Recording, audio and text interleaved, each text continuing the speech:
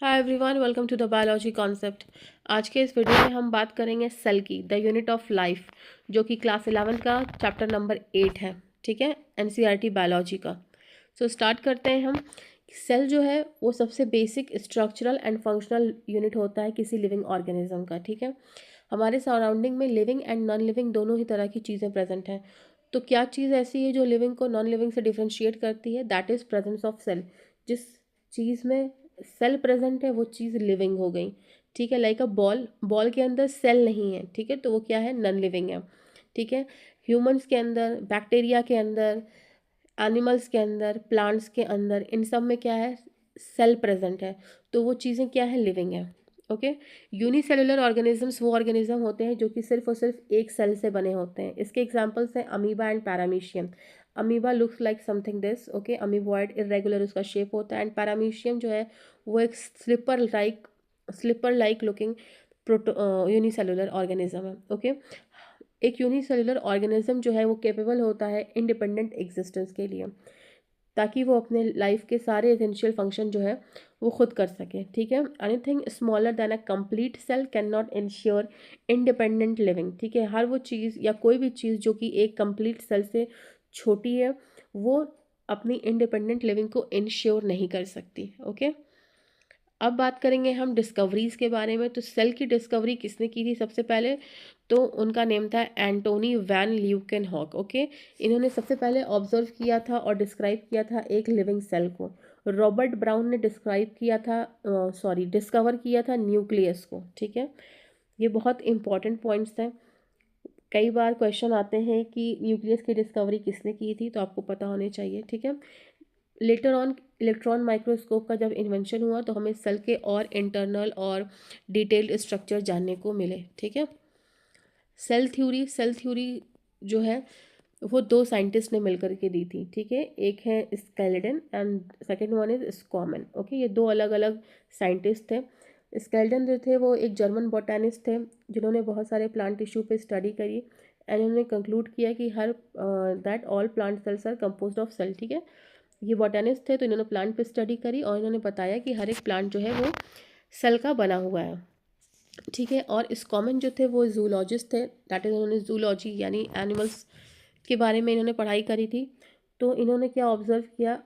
Observe the thin outer layer called plasma membrane. ठीक है, propose that plants and animals are composed of cells and cell product. ठीक है, तो जो German zoologist common थे उन्होंने ऑब्जर्व किया outer thin layer of the cell that is plasma membrane को ऑब्जर्व किया और उन्होंने ये प्रपोज किया कि प्लांट और एनिमल सेल्स जो हैं वो कंपोज हैं किसके? सेल के और सेल प्रोडक्ट्स के। ठीक है, दो साइंटिस्ट का यहाँ पे नेम है। सेल थ्योरी में सेल थ्योरी किसने दी है कहा जाता है, ऐसे उनका नेम लिया जाता है, स्केलेडन एंड स्कॉमन, यानी दो साइंटिस्ट ने मिल करके दी थी।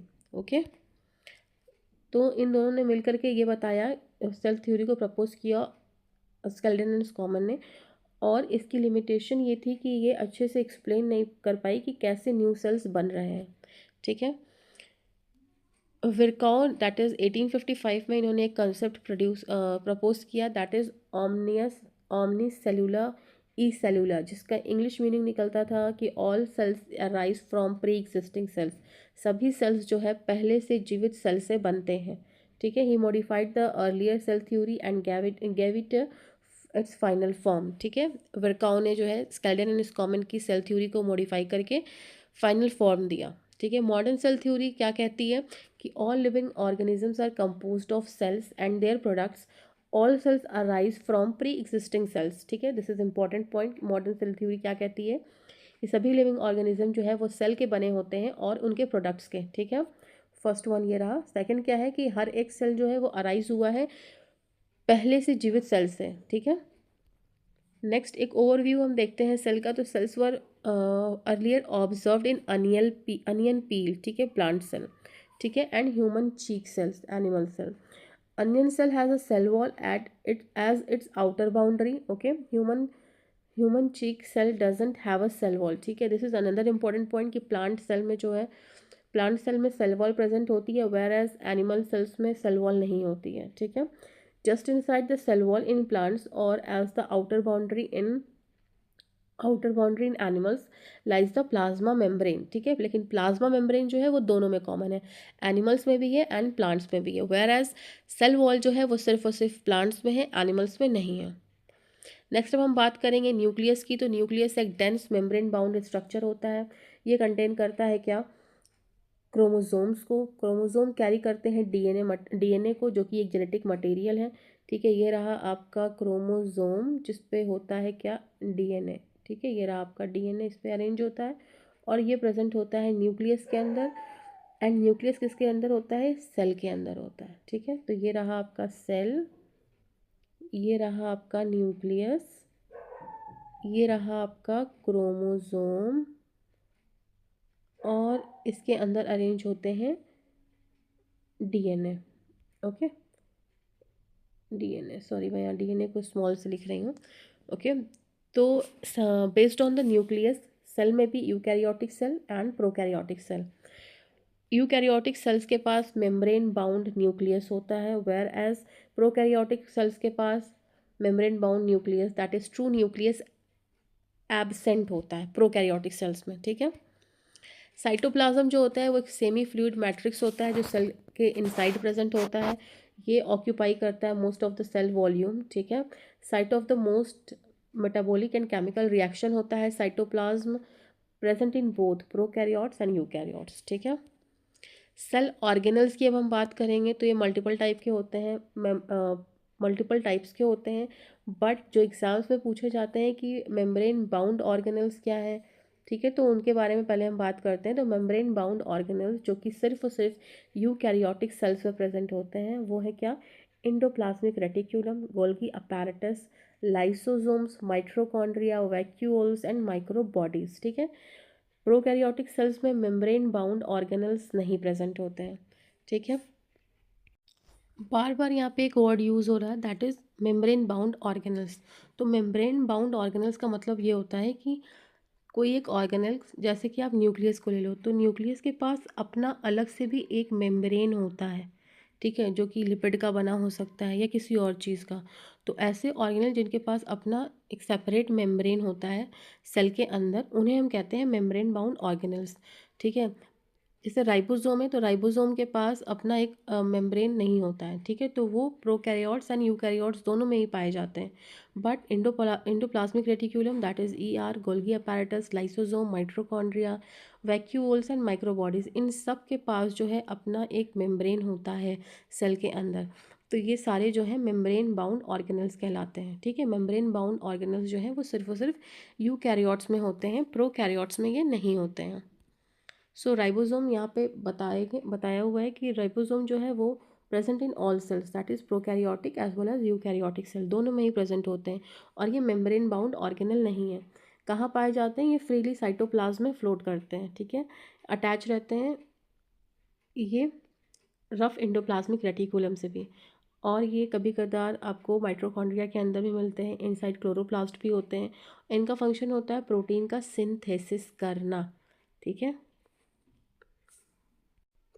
सेंट्रोसोम एक नॉन मेम्ब्रेन बाउंड ऑर्गेनल है जो कि सिर्फ और सिर्फ एनिमल सेल्स में प्रेजेंट होता है, ठीक है। ये एक इंपॉर्टेंट रोल प्ले करता है सेल डिवीजन में।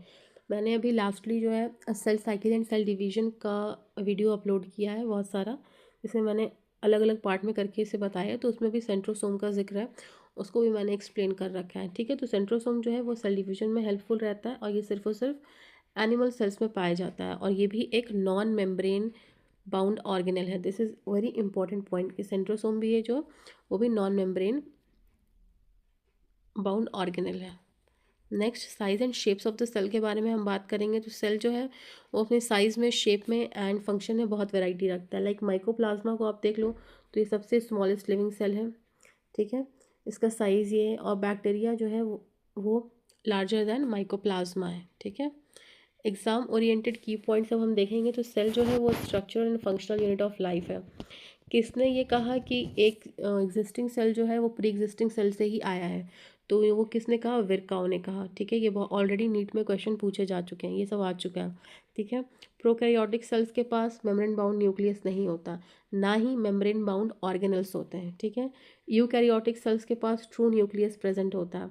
राइबोसोम्स चाहे प्रोकैरियोट हो चाहे यूकैरियोट हो, दोनों ही तरह के सेल्स में प्रेजेंट होता है, that is present in all living cells. Different shapes of the cell के बारे में हम बात करें तो आप देख सकते हो आरबीसी का शेप कैसा है, स्फेरिकल है, ठीक है। White blood cells that is WBC का कैसा है, अमीबॉइड, दैट इज इरेगुलर है। सॉरी, आरबीसी का यहाँ पे क्या लिखा है, राउंड एंड बाइकॉनकेव है, ठीक है। कॉलमनर सेल्स का आप देख सकते हो नैरो एंड लॉन्ग है। यहाँ पे आपका नर्व सेल है जो कि ब्रांच्ड एंड लॉन्ग है। यहाँ पे आप ट्रैकिड देख सकते हो। ट्रैकिड क्या है, एक तरीके का वाटर कंडक्टिंग टिश्यू है, okay sorry, water conducting tissue, vascular tissue है, वैस्कुलर टिश्यू है ट्रैकिड, ठीक है। ये एक इलोंगेटेड स्ट्रक्चर शो कर रहा है आपको, ओके। एंड मीजोफिल सेल देख सकते हो आप, राउंड एंड ओवल है। तो ये different types of the different shapes of the cell है। अब हम बात करेंगे आरबीसी का, आरबीसी के बारे में। तो आरबीसी का शेप कैसा है, राउंड एंड बाइकॉनकेव, राउंड और बाइकॉनकेव शेप है आरबीसी का, ओके। इनमें न्यूक्लियस नहीं प्रेजेंट होता है एट मैच्योरिटी, ठीक है। Biconcave shape increases the surface area to carry oxygen obviously, ठीक है ना। फंक्शन क्या होता है आरबीसी का, transport of oxygen and carbon dioxide. Advantage क्या है इसके शेप की, easy diffusion of the gases, flexibility to pass through the narrow capillaries, ठीक है। ह्यूमन आरबीसी का जो डायमीटर होता है वो 7 माइक्रोमीटर का होता है, ठीक है। वाइट ब्लड सेल्स के बारे में बात करेंगे हम, तो इनका शेप जो होता है वो अमीबॉइड, दैट इज़ इरेगुलर होता है, something like this, okay. Features क्या है, can change shape, presence of nucleus, function क्या है, बॉडी डिफेंस, ठीक है। हमारी इम्यूनिटी को स्ट्रॉन्ग कौन करता है, एक तरह से डब्ल्यूबीसी करता है, ठीक है। Phagocytosis that is engulfing pathogens. Phagocytosis का अगर सिंपल भाषा में हम कहें तो ख़राब चीज़ों को या ख़राब सेल्स को ख़त्म करता है कौन, डब्ल्यूबीसी, ईट करता है, ओके। एडवांटेज क्या है इसके शेप की, helps in movement through the tissues, okay. Next अब हम बात करेंगे कॉलमनर इपिथेलियल सेल्स के बारे में। तो ये लॉन्ग एंड नैरो होते हैं लाइक कॉलम। लोकेशन इनकी होती है lining of the stomach, intestine etcetera. Function इनका है absorption and secretion. Special feature क्या है कि इनके पास माइक्रोविलाई होती है जो कि सरफेस एरिया को इंक्रीज कर देती है for the absorption, okay. Example है इसका क्या, इंटेस्टिनल लाइनिंग सेल्स, ठीक है। यहाँ पे आप देखो माइक्रोविलाई पे भी क्वेश्चंस आते हैं कि माइक्रोविलाई का काम क्या होता है। तो वो क्या करता है, इंक्रीज करता है सरफेस एरिया, ठीक है। नर्व सेल्स की बात करते हैं हम, तो ये लॉन्ग एंड ब्रांच्ड होते हैं, लॉन्ग एंड ब्रांच्ड होते हैं, ठीक है, something like this, okay. Long and branched होते हैं। डेंड्राइट्स होते हैं, सेल बॉडी होते हैं, ये रही डेंड्राइट्स, ये रही उसकी सेल बॉडी, ठीक है। तो एक्सॉन जो है वो वेरी लॉन्ग है। फंक्शन क्या है, transmission of the nerve impulse. Special fact क्या है, one of the longest cell in the human body, ठीक है। नर्व सेल क्या है, लॉन्गेस्ट सेल होता है ह्यूमन बॉडी का। नीट क्वेश्चन क्या हो सकता है, क्या लॉन्गेस्ट सेल क्या है, तो आपको आंसर करना होगा न्यूरॉन, ठीक है। नेक्स्ट हम बात करेंगे ट्रैकिड्स, जो कि एक प्लांट सेल है, जाइलम टिश्यू, वैस्कुलर टिश्यू है, जाइलम के अंडर ये आता है। तो ये इसका शेप कैसा होता है, इलोंगेटेड एंड ट्यूब लाइक होता है। फंक्शन इसका है transport of water and minerals, provide mechanical support. Special feature क्या है, थिक एंड लिग्निफाइड वॉल्स होती हैं ट्रैकिड्स की, ओके। मैंने TVXX से याद किया था, ट्रैकिड्स वेजल्स जाइलम के टिश्यू हैं, ठीक है। अब हम बात करेंगे मीजोफिल सेल्स के बारे में। तो इनके जो शेप होते हैं राउंड एंड ओवल हो सकते हैं। Location leaf mesophyll tissue. Function इसका फोटोसिंथेसिस होता है। Special feature contain numerous chloroplast, ठीक है। इनके अंदर न्यूमरस क्लोरोप्लास्ट होते हैं, जैसे ये देख लो आप, ये है ना, अब ये साइड साइड में, मतलब ये चारों तरफ से घिरे होते हैं महीन महीन डार्क ग्रीन कलर के सेल्स से, तो वो क्या होता है, क्लोरोप्लास्ट होता है। नीड टिप क्या है, पैलिसेड सेल्स जो होते हैं वो इलोंगेटेड होते हैं, ठीक है, इलोंगेटेड। एंड स्पॉन्जी मीजोफिल्स जो होते हैं वो ओवल और इरेगुलर होते हैं, ठीक है। ये तो क्वेश्चन आया भी हुआ था शायद कि पैलिसेड मीजोफिल का शेप कैसा होता है, तो दैट इज़ इलोंगेटेड होता है, ठीक है। इंपॉर्टेंट समरी पॉइंट्स अगर हम देखें तो जो कि एग्ज़ाम के काफ़ी रिलेवेंट हो सकते हैं, तो सेल का शेप डिपेंड्स ऑन फंक्शन, ठीक है। आरबीसी डिस्क शेप्ड है, स्फेरिकल और बाइकॉन्वेक्स। ओके। इरेगुलर होता है क्या, WBC, that is amoeboid shape है। कॉलमनर सेल्स इपिथेलियल है। ब्रांच जो है वो नर्व सेल है। इलोंगेटेड कौन सा सेल है, ट्रैकिड सेल्स है of the phloem. Oval and round कौन से सेल्स है, मीजोफिल सेल्स है। ओके। नेक्स्ट अब हम साइज एंड वेरिएशन के बारे में बात करेंगे। एनसीईआरटी में जो गिवन है, mycoplasma largest isolated single cell अगर देखा जाए तो वो क्या है, ऑस्ट्रिच का एग है। वेरी इंपॉर्टेंट क्वेश्चन इससे आते हैं कि लार्जेस्ट आइसोलेटेड सिंगल सेल क्या है, वो ऑस्ट्रिच का एग है। ह्यूमन आरबीसी जो है उसका डायमीटर ये है। नर्व सेल्स जो है वो सबसे लॉन्गेस्ट सेल्स होते हैं।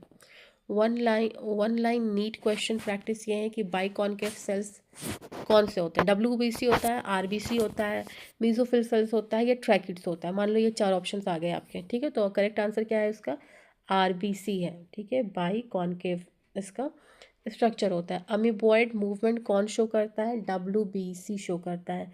कैसे शो करता है, क्योंकि इसका जो स्ट्रक्चर ही होता है ना वो अमीबॉयड होता है, दैट इज़ इरेगुलर होता है। लॉन्गेस्ट सेल कौन सा होता है ह्यूमन बॉडी में, वो होता है न्यूरॉन, जो कि नर्व ट्रांसमिशन में हेल्प करता है। Cell shape related to function, this is true, yes, कि सेल का शेप जो है वो उसके फंक्शन के अकॉर्डिंग बना हुआ है, नेचर ने बनाया हुआ है, ठीक है। ओके, तो यहाँ पे ये वीडियो एंड होता है। अगर आपको ये वीडियो हेल्पफुल लगा हो तो आप प्लीज़ इसे लाइक करें, अपने दोस्तों से शेयर करें, एंड बायोलॉजी कॉन्सेप्ट को प्लीज़ सब्सक्राइब करें। Thanks for watching.